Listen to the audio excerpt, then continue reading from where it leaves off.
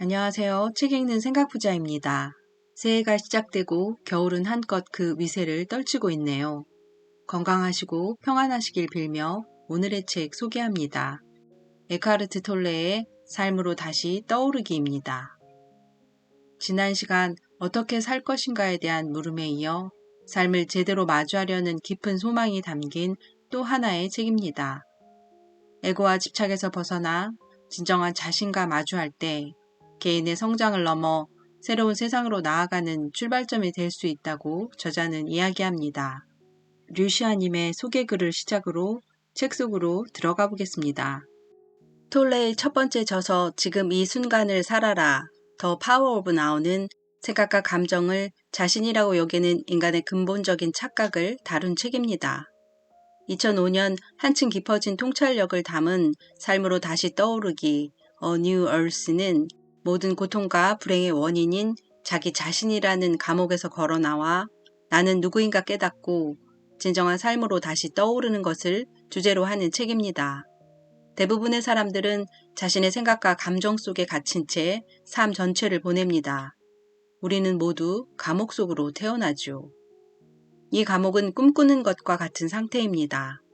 머릿속을 지배하는 생각과 감정들, 조건 지어진 그것들이 삶의 진정한 실체를 보는 것을 방해하는 감옥입니다. 그러나 당신의 생각은 당신 자신이 아닙니다. 라고 톨레는 단언하죠. 에고라는 것은 모든 상황에서 나를 말하고 싶어하는 우리 안의 존재입니다. 게다가 에고는 그 자체로는 존재하지 못하지요. 무엇인가의 자신을 동일화하지 않으면 안 됩니다. 그 무엇인가는 지위, 명예, 신앙, 고급 브랜드의 상품, 외모 등등이고요. 그러나 그것들은 결국 자기 자신이 아니기 때문에 무엇과 동일화되든 에고는 결코 만족할 수 없지요. 그래서 동일화될 외부의 대상을 찾아다닙니다. 이 문제를 해결하기 위해 어떻게 하면 좋을까요? 에고가 아니라 그 깊은 곳에 있는 진정한 자기 자신의 눈을 뜨는 일입니다. 나의 생각, 감정, 감각, 경험은 내가 아니지요. 그저 존재함의 기쁨이 곧 나입니다. 자기 자신과 타인에 대해 규정 짓는 것을 중단하세요. 그래도 당신은 죽지 않습니다. 오히려 살아있음을 경험하게 될 것입니다. 라고 톨레는 말합니다. 에고는 소유와 존재를 동등하게 여깁니다.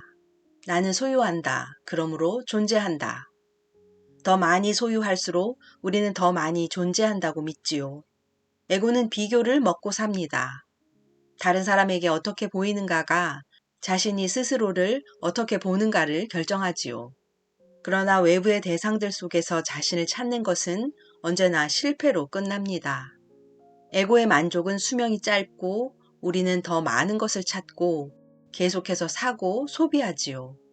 또한 에고의 가장 큰 병은 삶의 의미와 목적을 과거나 미래에서 찾고 현재의 순간을 무시하는 것입니다. 남루하기 그지없는 이 에고를 내려놓는데 몇 생이 더 필요할까요? 톨레는 자신이 내적 변화의 순간에 가졌던 의문, 즉 본래의 나가 아닌 또 다른 나는 에고이며 그것을 나로 동일시하는 것이 고통의 원인임을 지적합니다. 이 에고는 본래 존재하는 것이라기보다는 인간의 머릿속에 있는 혹은 기억과 생각의 범주 안에 있는 일종의 착각입니다. 그러므로 이 에고를 알아차리는 순간, 그것과 동일화된 자신을 깨닫는 순간 진정한 깨어남이 시작됩니다. 이 깨어남이 인간 진화의 다음 단계라고 톨레는 말합니다. 에고의 바탕을 둔 마음 상태를 자기 자신으로 잘못 알고 동일화되는 것은 한 개인과 집단을 불행에 이르게 하는 근본 원인이지요. 그것은 세상을 갈등과 폭력의 위기 상황에 이르게 하며 인류의 생존조차 위협하는 위험한 광기로까지 몰아가고요. 우리는 우리 자신의 의식 상태를 스스로 결정할 수 있으며 깨어있는 의식을 선택할 때 개인의 삶이 변화할 뿐 아니라 지구 행성에 반복되고 있는 갈등과 고통을 해결할 수 있습니다. 자신의 행복에 스스로 책임을 지라고 이 책은 말합니다. 자신의 의식 상태에 책임을 지지 않는 것은 삶의 책임을 지지 않는 것이라고요. 평화는 소음도 없고 문제도 어려운 일도 없는 장소에 있는 것을 의미하지 않습니다. 평화는 그런 것들의 한가운데 있으면서도 여전히 마음이 고요한 상태에 머물러 있음을 의미합니다. 당신은 수천 년 동안 고통받아온 인류이다 라고 톨레는 말합니다. 당신 안에 그 인류로부터 자유로워지기 위해 무엇을 할 것인가? 지금 이 순간 당신의 의식 상태가 당신의 삶과 행성의 미래를 결정합니다. 삶 전체의 여행은 지금 이 순간의 의식 상태에 달려있지요. 지금까지 당신의 삶을 지배해 온 것은 당신 자신이 아니라 당신이 추측으로 가지고 있는 자신의 자아의식, 에고, 생각 등입니다. 지금 에고와의 결별을 선언해야 합니다.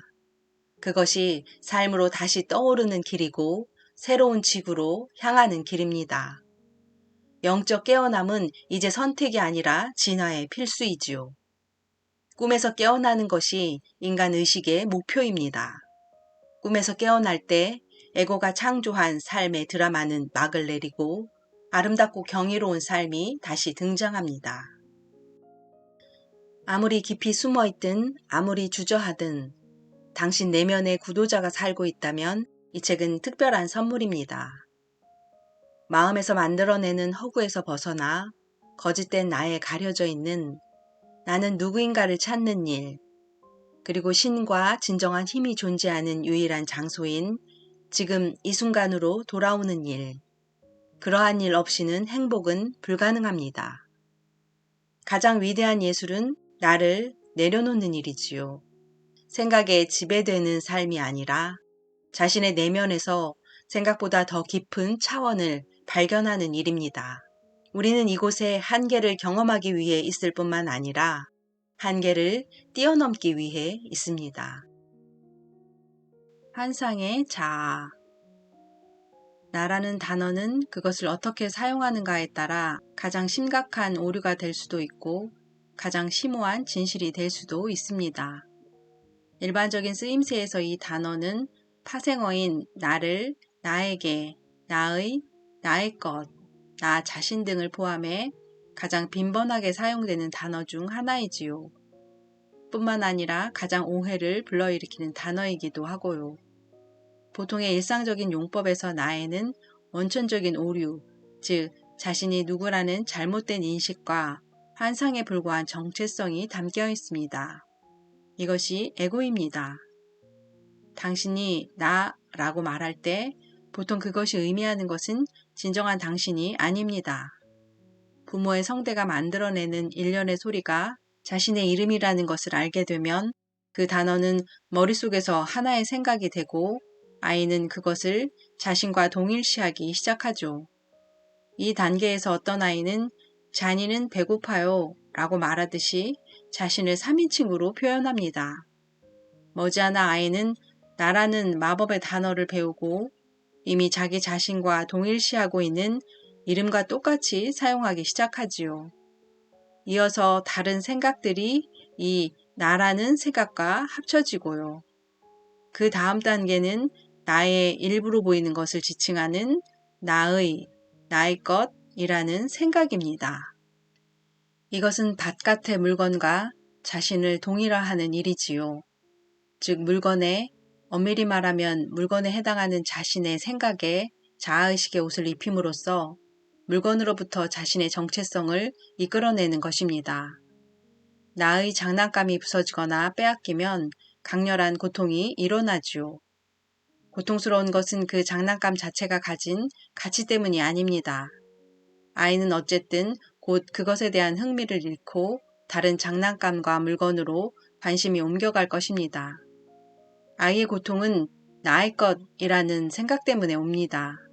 장난감은 아이의 발달하는 자아의식, 즉 나의 일부가 되어버린 것이죠. 아이가 자라남에 따라 나라는 생각은 다른 생각들을 그것에 끌어당깁니다. 성별, 소유물, 감각을 가진 육체, 국적, 인종, 종교, 직업 등의 자신을 동일화하는 것이지요.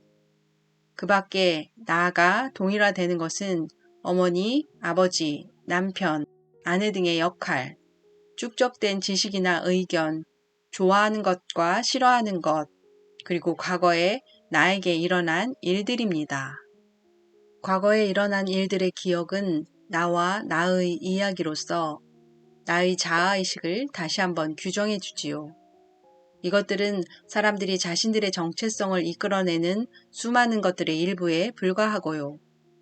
당신이 나라고 말하거나 생각할 때 대개 그것은 당신이 아니라 당신이 만든 구조물의 일부, 즉 에고의 지배를 받는 자아입니다.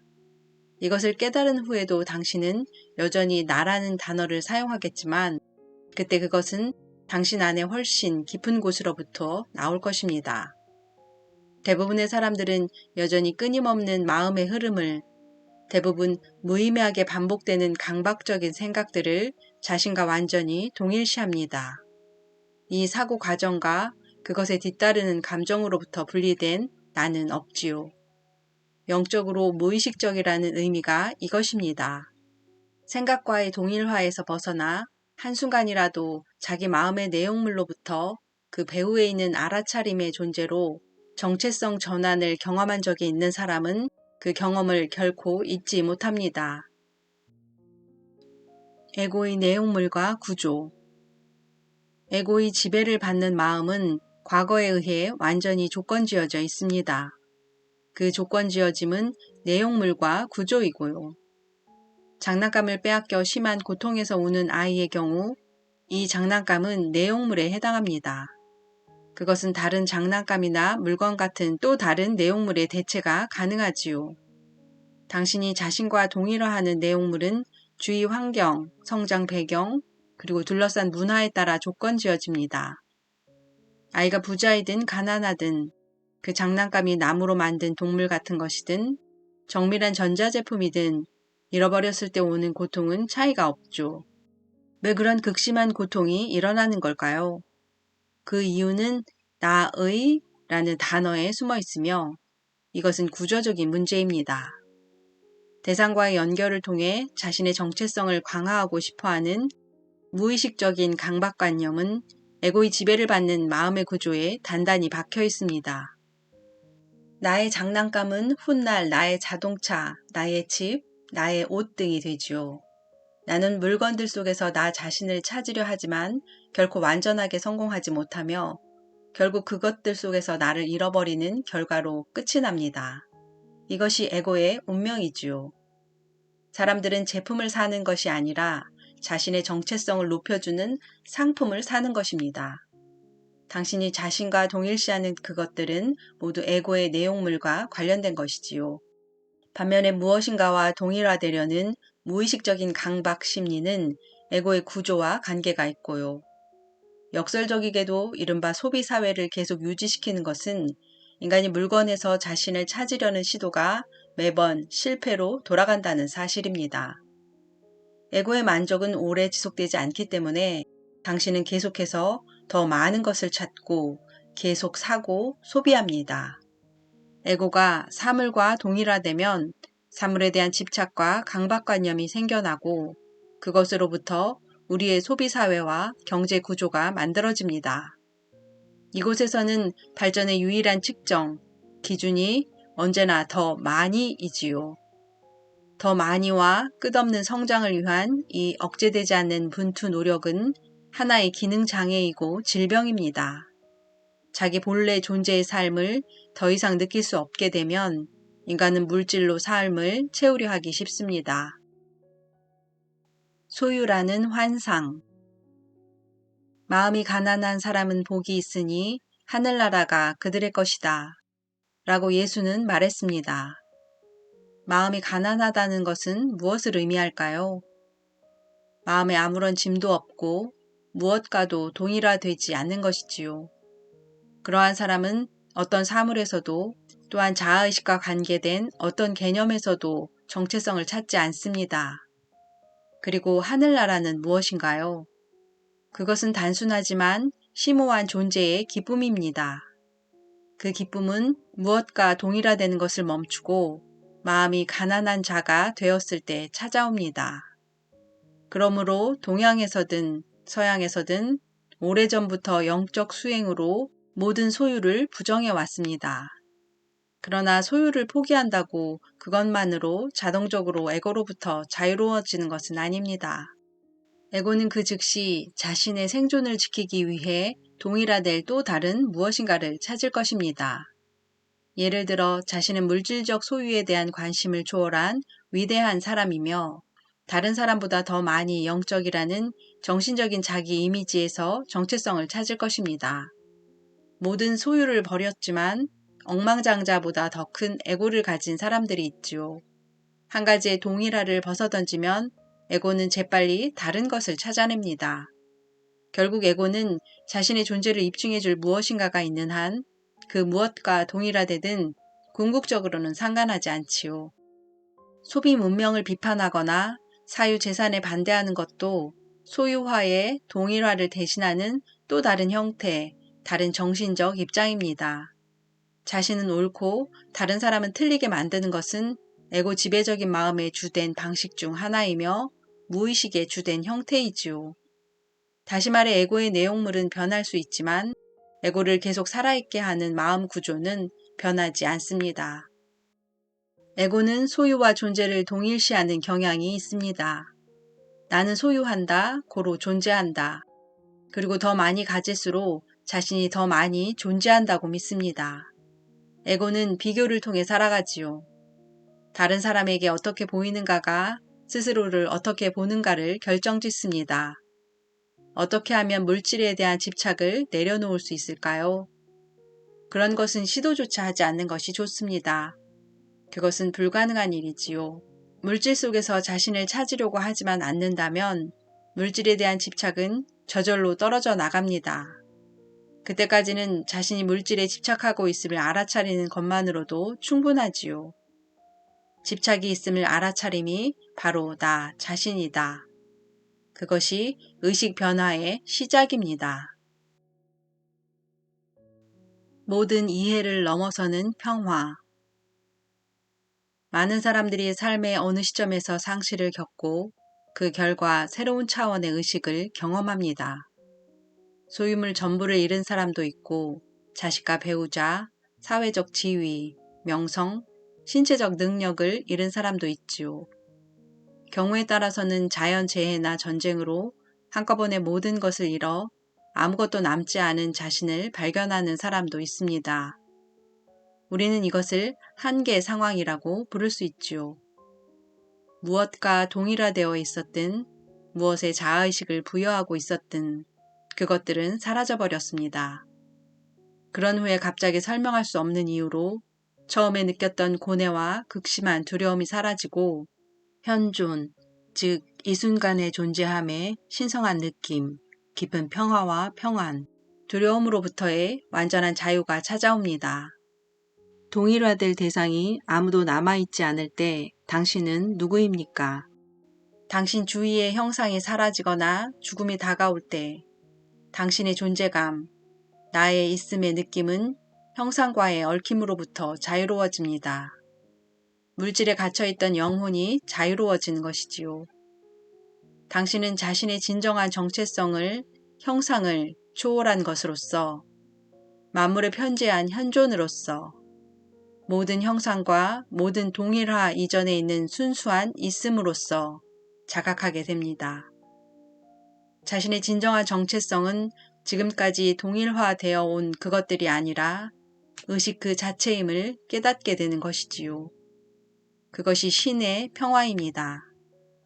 당신 존재의 궁극적인 진리는 나는 이것이다 또는 나는 저것이다가 아니라 나는 있다입니다. 에고는 오랫동안 조건 지어진 마음의 방식일 뿐입니다. 그것은 진정한 내가 아니지요. 에고로부터 자유로워지기 위해 필요한 것은 에고를 알아차리는 일입니다. 알아차림과 에고는 공존할 수 없기 때문입니다. 알아차림은 현재의 순간 속에 숨겨져 있는 힘입니다. 누구도 당신이 누구인가를 가르쳐 줄 수 없습니다. 누군가가 가르쳐 주는 것은 개념에 불과하기 때문에 당신을 변화시킬 힘이 없습니다. 형상은 한계를 의미합니다. 우리는 이곳에 한계를 경험하기 위해 있을 뿐 아니라 한계를 뛰어넘음으로써 의식 속에서 성장하기 위해 이곳에 있습니다.